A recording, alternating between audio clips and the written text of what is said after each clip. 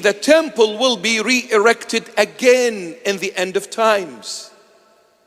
Our beloved Jews will rebuild the temple.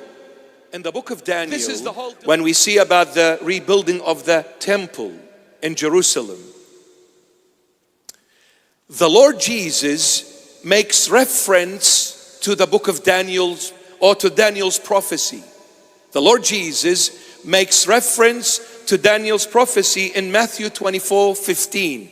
Look at the Lord, what he's saying in Matthew 24:15, which he is referring to Daniel, the book of Daniel, or the prophecy of Daniel about the rebuilding of the temple.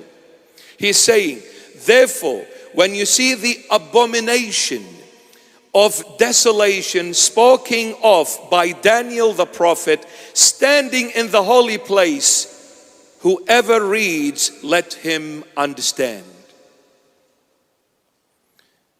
Therefore, when you see the abomination of desolation spoken by Daniel the prophet standing in the holy place, whoever reads, let him understand. Which is the holy place to the Israelite nation? Mount Moriah, where the temple of Solomon was built once upon a time. It's the house of the Lord. That is the holy place, Mount Moriah. The Lord says, a time will come, that place will be called the abomination of desolation.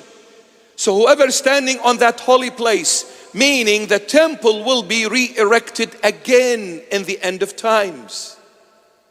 Our beloved Jews will rebuild the temple.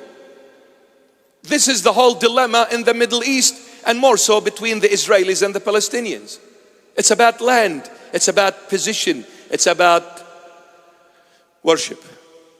Otherwise, what is in Israel? What? Oil, tabbouleh, what's in Israel? The struggle is of a religious essence. When the temple is rebuilt, what will they do? See our beloved Jews, and I'm talking with love. I hope nobody gets upset. What do you do these days?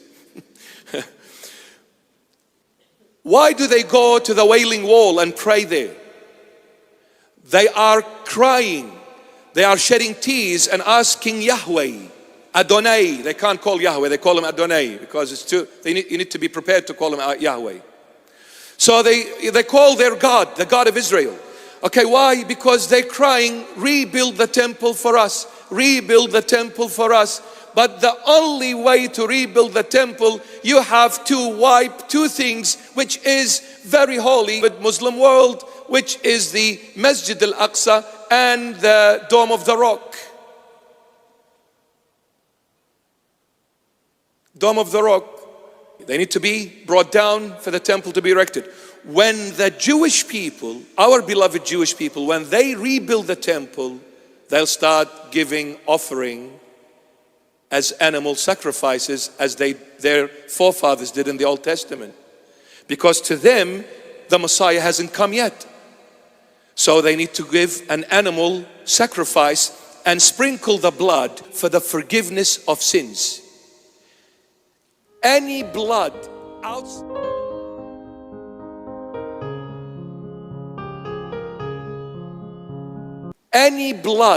outside of Jesus Christ of Nazareth, offered for the forgiveness of sins, is the ultimate abomination in the sight of God. The ultimate abomination, the ultimate rejection. Because God the Father will say, there is no other blood other than my beloved Son, Jesus Christ of Nazareth. You bring an animal blood for the remission of sins after my Son's blood being shed on Calvary on the cross for the remission of sins of the entire world. There is no greater abomination than this. This is when the Jewish people will enter the great tribulation, which is the end of times. Because they'll make God very angry. But His second coming will come to save them.